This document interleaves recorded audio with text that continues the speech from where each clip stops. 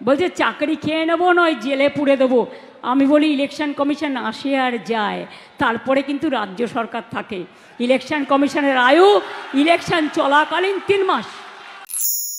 কেউ সার্ভে করতে আসলে কখনো নিজের ডিটেলস বলবেন না। আপনার ডিটেলস নিয়ে গিয়ে আপনার নাম কেটে বাদ দিয়ে দেবে, এটা মাথায় রাখবেন। নিজে ভোটার কেন্দ্রে গিয়ে দেখবেন নিজের নামটা আছে কি না। আধার কার্ডটা করে রাখুন, আধার কার্ডটা কম্পালসারি করে দেওয়া হয়েছে। বর্ষ থেকে 500টা টিম নিয়ে এসছে বিজেপি, বাড়ি বাড়ি সার্ভে করছে কার কার নাম বাদ দেওয়া যায়। সবাই যার নিজের নিজের এলাকায় লক্ষ্য রাখবেন। ললিপপ সরকার বিডিওদের ভয় দেখাচ্ছে, এসডিওদের ভয় দেখাচ্ছে, ডিএমদের ভয় দেখাচ্ছে, পুলিশকে ভয় দেখাচ্ছে। বলছে চাকরি খেয়ে নেবো নয় জেলে পুড়ে দেবো। আমি বলি ইলেকশন কমিশন আসে আর যায়, তারপরে কিন্তু রাজ্য সরকার থাকে। ইলেকশন কমিশনের আয়ু ইলেকশন চলাকালীন 3 মাস। গায়ের জোরে এসব হবে না। ভান্ডারা কিন্তু আমাদের কাছেও আছে, যেমন লক্ষ্মীর ভান্ডার আছে তেমনি আপনাদের দুর্নীতির ভান্ডারাও আছে। খুলে দেব, ফাঁস করে দেব। পরিবারতন্ত্র করেন না অমিত বাবু। আপনার ছেলে ইন্টারন্যাশনাল ক্রিকেট বোর্ডের প্রেসিডেন্ট, রাজনীতি করলে তো তার কিছুই নেই। এ তো হাজার হাজার লক্ষ লক্ষ কোটি টাকার মামলা। কই, এটা পরিবারতন্ত্র নয়, এটা সমাজতন্ত্র।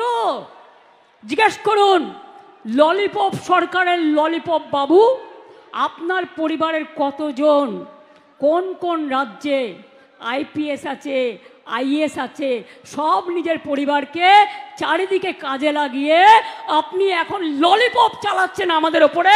আমরা ললিপপ বাচ্চাদের দিই, 18 বছরের নতুন ভোটারদের আমরা ললিপপ দিই না, আমরা অধিকার দিই, গণতান্ত্রিক অধিকার দিই।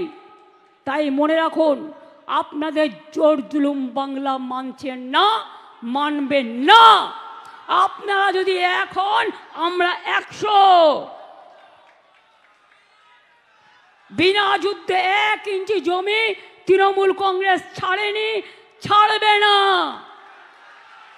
কারো সাহায্য ছাড়াই তৃণমূল কংগ্রেস দলটি তৈরি হয়েছিল, মানুষের আশীর্বাদে, শুভেচ্ছায়, দোয়ায়, জয় জহরে। মনে রাখবেন আগামী নির্বাচনে আরও সিট আপনাদের বাড়বে, তার কারণ আমরা মানুষের উন্নয়ন করি, আরও করব। আর আপনারা তো মানুষের ক্ষমতাকে বিসর্জন দেন, অধিকার কেড়ে নেন, অধিকার ছিনিয়ে নেন, বাংলাদেশি আখ্যা দিয়ে গরিব মানুষগুলোর ওপর অত্যাচার করেন। আর আমি মনে করি গরিব মানুষরা আমার হৃদয়, আমার সবচেয়ে বড় মেধা, তাদের আমি ভালোবাসি। আমি জাতপাত মানি না, আমি মানি মনুষ্যত্ব, আমি মানি মানবিকতা, আমি মানি গরিব মানুষ, দরিদ্র মানুষ, অসহায় মানুষ, অবহেলিত মানুষ, যাদের কথা কেউ বলার নেই, তাদের জন্য আমরা আছি।